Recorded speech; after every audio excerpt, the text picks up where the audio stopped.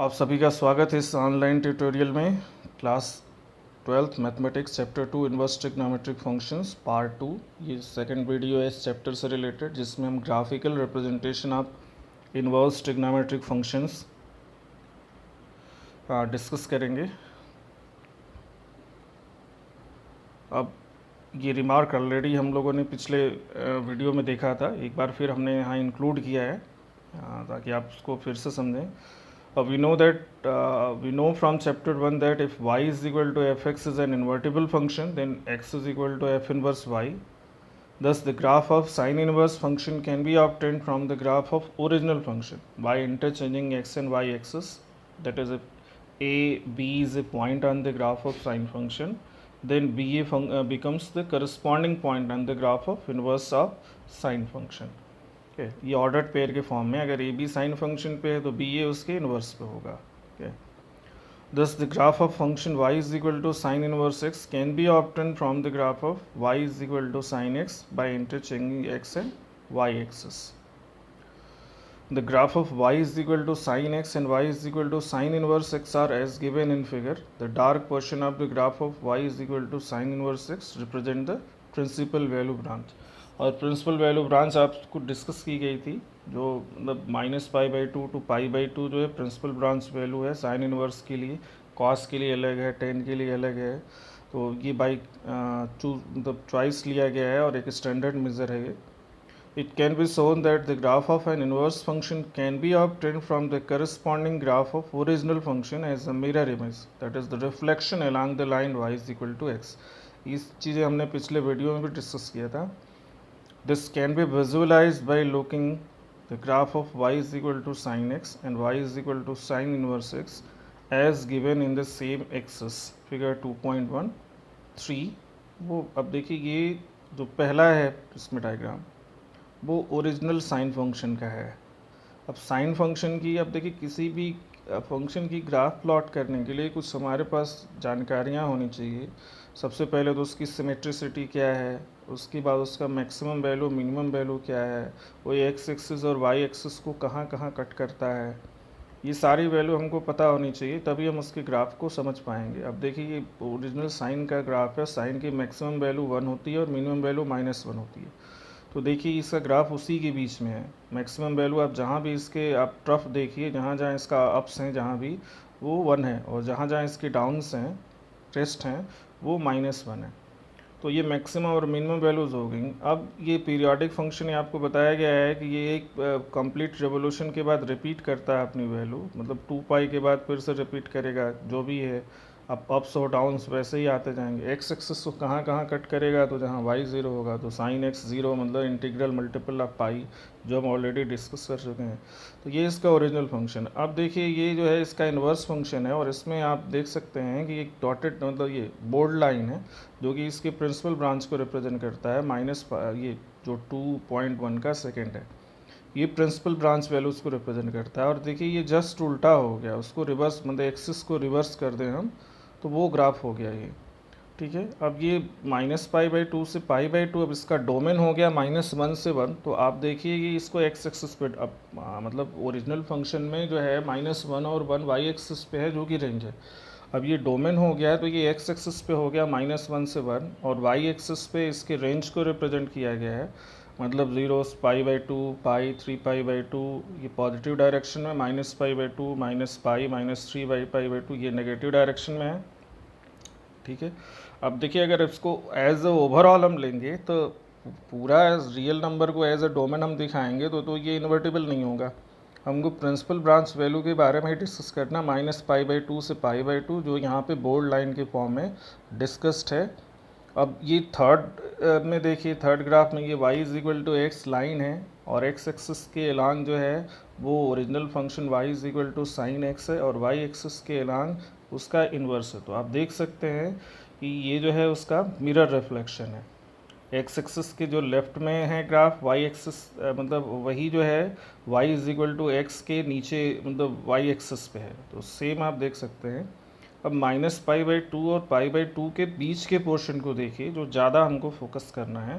तो अब उसको x एक्सिस पे देखिए -π/2 π/2 है, और y एक्सिस पे देखिए -π/2 π/2 है। अब एक्स एक्सिस पे जो है -π/2 वो डोमेन में जाता है y is equal to sine x के, और जो y एक्सिस पे -π/2 रेंज पे चला जाता है y is equal to sine inverse के। अब मैक्सिमम वैल्यू जो है साइन का वो 1 और -1 होता है, जो एक्स एक्सिस के लिए जो मतलब y एक्सिस पे दिखाया जाएगा रेंज के केस में y is equal to sine x में, और वही इन्वर्स में एक्स एक्सिस पे हो जाएगा डोमेन के केस में। तो ये ध्यान रखिए इनको आप, जो है ये इन्वर्स जो है एक दूसरे के मिरर इमेज है। आप देखिए देख के इसमें अगर अलग अलग पार्ट को कर दें जो भी है हाफ हाफ करके इसको, तो आपको समझ में आएगा कि ये मिरर कैसे बन रहा है। जैसे है मतलब जो यहाँ π/2 एक्स एक्सिस पे है वही π/2 वाई एक्सिस पे उतने डिस्टेंस पे, फिर पाई है तो वहाँ भी पाई है वाई एक्सिस पे, फिर इसके बाद 2π है या 3π/2 है तो ऊपर भी है, और उसी तरह से नीचे भी उसी फॉर्म में है। तो ये एक दूसरे के मिरर इमेज हैं, और आप यहाँ से इनके ग्राफ को समझ सकते हैं। देखिए किसी भी फंक्शन की ग्राफ को प्लॉट करने के लिए या समझने के लिए मैंने आपको बताया कि बहुत सारी चीज़ों की ज़रूरत होती है। अदरवाइज़ आप पॉइंट लेते हैं, पॉइंट मार्क करते जाते हैं तो आपको वो ग्राफ मिलते जाता है, लेकिन वो रफ स्केच एक तरह से होता है, एग्जैक्टली नहीं मिलता है। लेकिन अगर आप कुछ पॉइंट्स को समझें उसमें तो आप हर एक ग्राफ को समझ सकते हैं। सबसे पहले सिमेट्रिसिटी होती है, मैक्सिमम मिनिमम वैल्यू कहाँ है, एक्स एक्सिस को कहाँ पे कट करता है, वाई एक्सिस को कहाँ कट करता है, उसकी टेंजेंट्स क्या हैं, उसके एसिम्पटोट क्या हैं, वो ओरिजिन से पास करता है कि नहीं, ये सारी जानकारियों के थ्रू हम उसके ग्राफ को अच्छे से समझ सकते हैं। चलिए आगे हम देखते हैं। Like sine function, the cosine function is a function whose domain is the set of all real numbers and range is the set -1 and 1. If we restrict the domain of cosine functions to 0 to pi, then it becomes 1 and on2 with range -1 and 1.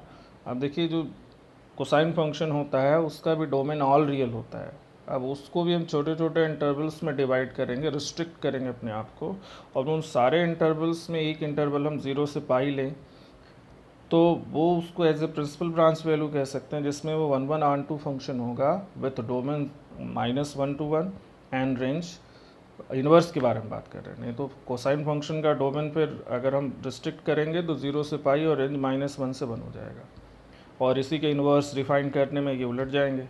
तो actually cosine function restricted to any of the intervals -π to 0, 0 to π, π to 2π, इसके पहले -π to 0 के पहले भी और π से 2π के बाद भी बहुत सारे इंटरवल्स होंगे etcetera, is bijective is range S -1, 1. We can therefore define the inverse of cosine function in each of the interval. So we denote the inverse of the cosine function by cos inverse r cosine function. Thus cos inverse is a function whose domain is -1 से 1 and range could be any of the interval -π to 0, 0 से π, π से 2π, etc. Corresponding to each such interval, we get a branch of the function cos inverse. The branch with range 0 से π, 0 to π close is called the principal value branch of the function. So cos inverse of cos inverse, we write cos inverse defined from -1 to 1, that is to 0 to pi, मतलब -1 to 1 here it is domain of inverse function and 0 to pi is the range. अब ये इनका graph हम फिर से discuss करेंगे। The graph of the function given by y is equal to cos inverse x can be drawn in the same way as discussed about the graph of y is equal to sin inverse x. The graph of y is equal to cos x and y is equal to cos inverse x are given here. अब आप ये देखिए कि पहला वाला जो है ये y is equal to cos x का ग्राफ है। अब यहाँ भी जैसे जो हम डिस्कस करते हैं, देखिए क्या ये 0 से पास करेगा, ओरिजिन से पास करेगा तो नहीं पास करेगा। मैक्सिमम और मिनिमम वैल्यू कितनी होती हैं तो इसकी 1 और -1 जो कि इसके रेंज होती है। एक्स एक्सिस को कहाँ कहाँ कट करेगा ये, तो कॉस मतलब जहाँ 0 होगा वो y की वैल्यू वहाँ पे वो एक्स एक्सिस कट करेगा, तो π/2, 3π/2, ये मतलब odd multiple of pi by जो ऑलरेडी डिस्कस कर चुके हैं। तो ये ओरिजिनल फंक्शन हो गया। अब इसी को अगर हम एक्सिस को इंटरचेंज कर दें, मतलब एक्स की जगह वाई कर दें, वाई को एक्स कर दें, तो वो फिर उसका इन्वर्स हो जाएगा। तो अब यहाँ देखिए इसके इन्वर्स फंक्शन को डिफाइन किया गया, और जो बोल्ड लाइन हो वो प्रिंसिपल ब्रांच वैल्यू को ली गई है। ठीक है, अब प्रिंसिपल ब्रांच वैल्यू देखिए आप 0 से लेके पाई तक है, वो बोल्ड है। अब इसमें मैक्सिमम वैल्यू 1 है, मिनिमम वैल्यू -1 है। अब वो कहाँ है, तो मैक्सिमम वैल्यू 1 जो है वो 0 पे है, एक्स एक्सिस पे आप देख सकते हैं, और मिनिमम वैल्यू -1 वो पाई पे है। ठीक है, ये आप देख सकते हैं। तो ये इनके इन्वर्स का ग्राफ अब इजीली समझ सकते हैं इसको, बहुत आप खुद प्लॉट कीजिए इसको, इन्वर्स फंक्शन को। अब नेक्स्ट है graph of cosec inverse x. अब since cosec x is 1 by sin x, the domain of the cosec function is the set x where x belongs to real number x not equal to n pi, n belonging to integers, and the range is the set y, y belongs to real numbers y greater or equal to 1 or y less or equal to -1। ये already हमने पिछले video में discuss किया था। अब cosec function वहाँ defined नहीं होगा जहाँ साइन ज़ीरो होगा, और साइन ज़ीरो कहाँ होता है तो इंटीग्रल मल्टीपल ऑफ पाई होता है, तो पूरे रियल नंबर से इसको हटा दिया जा रहा है, ठीक है, तो वो उसका डोमेन हो जाएगा। अब रेंज क्या होगा उसका, जो कि साइन का रेंज -1 क्लोज इंटरवल होता है, तो कॉसेक के रेंज के लिए ये वैल्यूज़ हमको वहाँ से हटानी पड़ेगी, because cosec will be out of this range, means that will be less or equal to -1 and greater or equal to 1। तो ये ओपन इंटरवल -1 to 1 यहाँ रियल नंबर से हटा दिया जा रहा है, तो what ever is left that is the range of cosec inverse function, sorry cosec function। It means that y is equal to cos x is assume all real values except -1 and 1 and within this range, and is not defined for integral multiple of pi। If we restrict the domain of cosec function to -pi/2 to pi/2 excluding 0, then it is 1 to 1 and on to with its range as the r minus -1 open interval। Actually cosec function restricted to any of the interval -3 pi/2 to -pi/2 excluding -pi, -pi/2 to pi/2 excluding 0, pi/2 to 3 pi/2 excluding pi is the bisective, and its range is the set of all real numbers r minus -1 1। Thus cosec inverse can be defined as a function whose domain is r minus open interval -1 1 and range could be any of these intervals। जो हमने discuss किया है इसके पहले भी, इसके बाद भी ढेर सारे interval, there are so many intervals, कुछ को ही यहाँ दिखाया जा रहा है, ठीक है।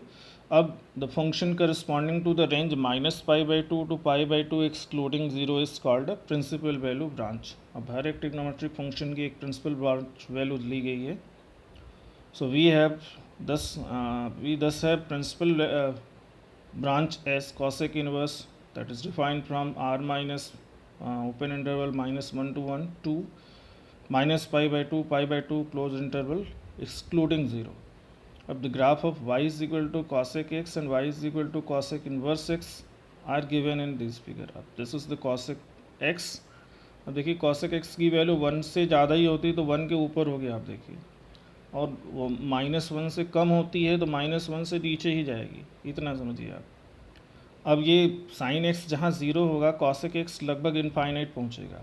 अब साइन एक्स कहाँ इंटीग्रल मल्टीपल पे होता है पाई के, तो आप देखेंगे पाई 0 2 पाई ये सभी वैल्यूज़ पे कॉसेक जो है वो इनफाइनाइट पे पहुँच रहे हैं, मतलब लगभग वो जो एसिम्पटोट ड्रॉ की गई ये पैरेलल लाइन वाई एक्सिस के, उसको जाके इनफाइनाइट पे टच करेगी, मतलब वैल्यू इनफाइनाइट होगा इन सभी पॉइंट्स पे। किस पे 0 पे, पाई पे, 2 पाई पे, -पाई पे, मतलब जितने भी इंटीग्रल मल्टीपल ऑफ पाई हैं। तो ये कॉसेक का ओरिजिनल फंक्शन का ग्राफ हो गया। अब इधर देखिए राइट में ये कॉसेक इन्वर्स का ग्राफ है। अब यहाँ भी आप देखिए कि हमको प्रिंसिपल ब्रांच वैल्यू के बीच की वैल्यू डिस्कस करनी है, -pi/2 से pi/2 के बीच की अगर बात डिस्कस करनी है, ये तो खैर सबको बनाया हुआ हर एक इंटरवल को लिया हुआ है, तो आप देख सकते हैं कि फिर अब इसका डोमेन जो हो जाएगा वो r माइनस ओपन इंटरवल -1 से 1 होगा। तो अब देखिए यहाँ पे 1 के राइट में है ग्राफ या -1 के लेफ्ट, मतलब लेस देन -1 है या ग्रेटर देन 1 है, कहीं भी आप चाहे किसी भी ब्रांच में ले लीजिए आप। और ये जो बोल्ड पोर्शन है आप देखिए, ठीक है, 1 से लेके जो लेफ्ट में गया हुआ है -1 से, उसमें कुछ पोर्शन बोल्ड है, वो बोल्ड कौन सा -pi/2 से पहले का है, ठीक है। और फिर ऊपर भी जो है एक्स एक्सिस के उसमें भी आप देखिए 1 के राइट में जो गया है पोर्शन वो भी बोल्ड है, और कहाँ से है pi/2 तक है। तो ये प्रिंसिपल ब्रांच वैल्यूज़ हैं, ठीक है। तो ये समझिए कि ये these are the mirror image, आप देख सकते हैं कि मिरर इमेज हैं एक दूसरे के, अगर एक्सिस को हम इंटरचेंज करते हैं तो दोनों एक तरह के हैं।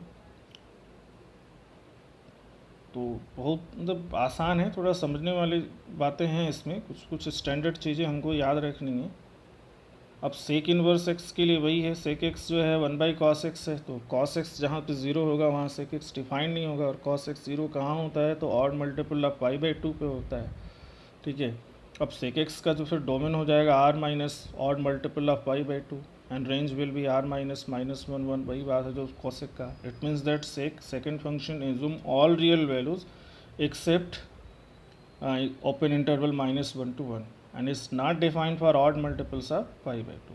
If you restrict the domain of second function to 0 to pi, इसमें से हमने excluding pi/2, then it is 1 1 and on to with its ranges r minus open interval -1 to 1. Actually second function restricted to any of these interval. Now the whole domain of the cos function या sec function is divided in many small intervals in which if we restrict ourselves the function will be 1 and on to, and such type of intervals are -pi/2 to 0 excluding -pi/2, 0 to pi excluding pi/2, pi to 2 pi excluding 3 pi/2, means odd multiple of pi/2. In all these intervals sec function is 1 1 and on to, so it is bisective and its range is r minus open interval. This will be open interval, not this set form. Yes, mistake, sorry. So the sec inverse can be defined as a function whose domain is r minus open interval -1 1 and range could be any of the interval -pi/2 to 0 excluding -pi/2, 0 to pi excluding pi/2, pi to 2 pi excluding -3 pi/2. Corresponding to each of these intervals we get different branches of the function sec inverse x. अब इसमें से एक branch को हम principal branch लेंगे, तो the branch which range 0 to pi excluding pi/2 is called the principal value branch of the function sec inverse. We thus have sec inverse r minus open interval -1 to 1 defined to 0 to pi excluding pi/2.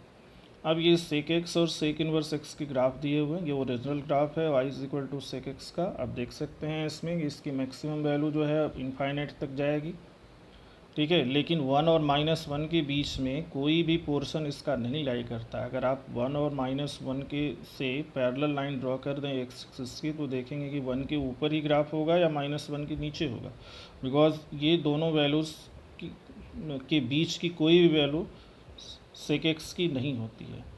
अब जहाँ cos x 0 होगा वहाँ ये infinite पहुँचेगा। cos x 0 कहाँ होता है odd multiple of pi/2 पे, तो आप pi/2 देखिए, 3 pi/2 देखिए, -pi/2 देखेंगे कि आपको सेक एक्स जो इनफाइनाइट पे पहुँच रहा है, ऊपर जा रहा है या नीचे जा रहा है, -pi/2 पे देखिए नीचे जा रहा हो। तो ये जो है मतलब बहुत ही ईजी है ओरिजिनल ग्राफ और इसको कंपेयर। अब इन्वर्स में देखिए, अब इन्वर्स में उलट जाएगा, जो 1 और -1 हमने y एक्सिस पे लिया है अब वो x एक्सिस पे लेंगे, आप देख सकते हैं। और ये जो हम 0 pi/2 3 pi/2 x एक्सिस पे लिए हैं, अब उसको हम y एक्सिस पे लेंगे, 0 pi/2 3 pi 3 pi/2, इसी तरह से नेगेटिव डायरेक्शन में। अब या तो ये 1 के राइट में होगा या -1 के लेफ्ट में होगा, तो ये ग्राफ होगा सेक एक्स का, आप देख सकते हैं। अब जो बोल्ड पोर्सन आप देखिए, ये 0 से पाई के बीच में वो इसका प्रिंसिपल ब्रांच वैल्यू है। 0 से पाई तक प्रिंसिपल ब्रांच वैल्यूज़ होती है, एक्सक्लूडिंग इसमें हमको ऑड मल्टीपल ऑफ pi/2 हटाना है, तो pi/2 हटा देते हैं। देखिए pi/2 पे कहीं भी टच नहीं कर रहा है ग्राफ जो हमने पैरेलल लाइन एक्स एक्सिस के ड्रॉ किया है। तो ये सेक एक्स का ग्राफ है। ये इंपॉर्टेंट चीज़ें हैं क्योंकि ये बहुत ही सिंपल हैं, क्योंकि ग्राफिकल रिप्रेजेंटेशन ही अगर आप पढ़ें बहुत सारे फंक्शंस के तो वो पूरे साल लग सकते हैं। बहुत ही बड़ा फंक्शन, इतना बड़ा टॉपिक है। Now graph of tan inverse x, we know that the domain of the tan function is the set of all real number except odd multiple of pi/2, because tan x is cos sin x by cos x। अब cos x जहाँ 0 होगा वहाँ tan x defined नहीं होगा, और cos x 0 होता है odd multiple of pi/2 पे, तो except odd multiple of pi/2 and the range is all real number. It means that tan function is not defined for odd multiples of pi/2. If we restrict the domain of tangent function to open interval -pi/2 to pi/2, then it is 1 1 and on to with its range is real number. अब यहाँ पे जो कि pi/2 या odd multiple पे define नहीं होता है, इसलिए इसको एक्सक्लूड कर दिया हमने -pi/2 और pi/2 को। जिसमें कि 1 1 और on to होगा तो उसका इन्वर्स एग्जिस्ट करेगा। Actually, tangent function restricted to any of the interval minus 3 pi by 2 to minus pi by 2, minus pi by 2 to pi by 2, pi by 2 to 3 pi by 2. All these are the open intervals. Means the end points of the interval are not taken, because at that point tangent will not be defined. So is bisective and its range is all real. Thus tan inverse can be defined as a function whose domain is real numbers and range could be any of the intervals, and so on. These intervals give different branches of the function tan inverse. The branch which range that is minus pi by 2 to pi by 2 open interval is called the principal value branch of the function tan inverse. So here it is defined. We thus have tan inverse defined from real number to open interval minus pi by 2 to pi by 2. Now here the range is minus pi by 2 to pi by 2 and domain is all real. Now the graph is also given here. अब देखिए ये इधर original graph है. अब आप इसको समझिए कि कहाँ कहाँ ये इनफाइनाइट मतलब होगा. 0 0 ओरिजिन से तो पास करेगा ही, बिकॉज tan 0 इज 0. अब पाई बाई 2 पे ये इनफाइनाइट पहुँचेगा क्योंकि cos 0 होता है. जो भी odd multiple of pi by 2 है, आप जहाँ भी देखिए odd multiple of pi by 2 पे वाई एक्सिस के पैरेलल लाइन ड्रॉ की गई है इसको डिफ्रेंशिएट करने के लिए कि ये इनफाइनाइट तक जाता है. उस पॉइंट पे मतलब cos 0 होता है तो ये इनफाइनाइट पे उस लाइन को टच करेगा. इस तरह की लाइंस को हम एसिम्पटोट कहते हैं, जो आपको कोर्स में दूर दूर तक नहीं है. तो ये ओरिजिनल फंक्शन है. अब इस पे जो वैल्यूज़ हमने वाई एक्सिस पे मार्क किया, अब यहाँ जो इसके इन्वर्स में वो एक्स एक्सिस पे मार्क है, और जो एक्स एक्सिस पे मार्क किया है वाई एक्सिस पे यहाँ पे इन्वर्स में मार्क है. ठीक है. अब इसको हमको प्रिंसिपल ब्रांच वैल्यू जो है minus pi by 2 to pi by 2 excluding these two value वो है. तो आप देखिए ये बोल्ड लाइन जो है, बोल्ड दी गई है लाइन इसमें, वो इसकी प्रिंसिपल ब्रांच वैल्यू है. ठीक है. आप इसमें मतलब कंपैरिजन कीजिए, ध्यान से देखिए, इसको समझिए कि कहाँ कहाँ एक्स एक्सिस कहाँ कहाँ वाई एक्सिस को ये टच कर रहा है कि नहीं कर रहा है, कहाँ कट कर रहा है. ये सारी प्रॉपर्टीज़ अगर आप ध्यान से देखेंगे तो समझ में आएगा आपको. Now graph of the cot inverse x. We know that domain of the function cotangent function is the set. अब ये क्या है, कॉट जो होता है वो sine by cos cos by sine होता है. साइन जहाँ 0 होगा वहाँ डिफाइंड नहीं होगा ये. तो sine 0 integral multiple of pi पे होता है. तो the domain is all real except the integral multiple of pi and range is all real. It means that cotangent function is not defined for integral multiple of pi. If we restrict the domain of the cotangent function to 0 to pi, then it is bisective and its range is R. अब ये open interval 0 to pi है. In fact, cotangent function restricted to any of the interval minus pi by 2 minus pi to 0 0 to pi pi to 2 pi to 0. here it is pi to 2 pi. Its sector is bisective and its range is R. ये सभी इससे भी पहले और बाद में भी interval हैं. लास्ट वाला जो इंटरवल पाई टू 0 लिखा हुआ that is by mistake. It is pi to 2 pi to 3 pi. all this will be the interval where it will be bisective and hence its inverse will be defined. Thus cot inverse can be defined as a function whose domain is this range R and range as any of the interval minus pi 0 0 to pi to 0. Again it is pi to 0, so sorry here, etc. These intervals give different branches of the function cot inverse. So the function with range 0 to pi is called the principal value branch of the function cot inverse. We thus have cot inverse defined from real number to 0 to pi. Here domain is the real number and range is the open interval 0 to pi. Now the graph of the cot inverse function is given here. अब sin where sin is 0 तो integral multiple of pi. तो अब cot जो है उस पे infinite पे पहुंचेगा. Integral multiple of pi means 0 पाई 2 पाई. अब देखिए यहाँ पे या तो ऊपर, अब देखिए यहाँ पाई पे क्या है कि ऊपर इनफाइनाइट तक जाता है. 0 पे भी देखिए तो ऊपर इनफाइनाइट पे जाता है. पाई पे आप देखिए नीचे माइनस इनफाइनाइट तक आता है. 2 पाई पे भी माइनस इनफाइनाइट तक आता है. अब इसके इन्वर्स में देखिए तो जो इसका प्रिंसिपल ब्रांच है वो है 0 से पाई. 0 से पाई के बीच में देखिए ये इसका बोल्ड लाइन बनाया हुआ है और ये इसकी प्रिंसिपल ब्रांच वैल्यू है. अब जो 1 2 3 इस पे एक्स एक्सिस पे वाई एक्सिस पे था, ये एक्स एक्सिस पे आ गया. और ये जो मतलब 0 पाई बाई 2 3 पाई बाई 2 ये सभी वाई एक्सिस पे आ गया. तो ये इसके ग्राफ हैं y is equal to cot x और y is equal to cot inverse x के ग्राफ हैं, ठीक है। So thank you very much, this was the graphical. आप सभी थोड़ा बड़ा हो गया क्योंकि सभी 6 के 6 एक साथ डिस्कस करने थे, सबके प्रिंसिपल ब्रांच वैल्यू के साथ, सभी ग्राफिकल रिप्रेजेंटेशन। तो थैंक यू वेरी मच।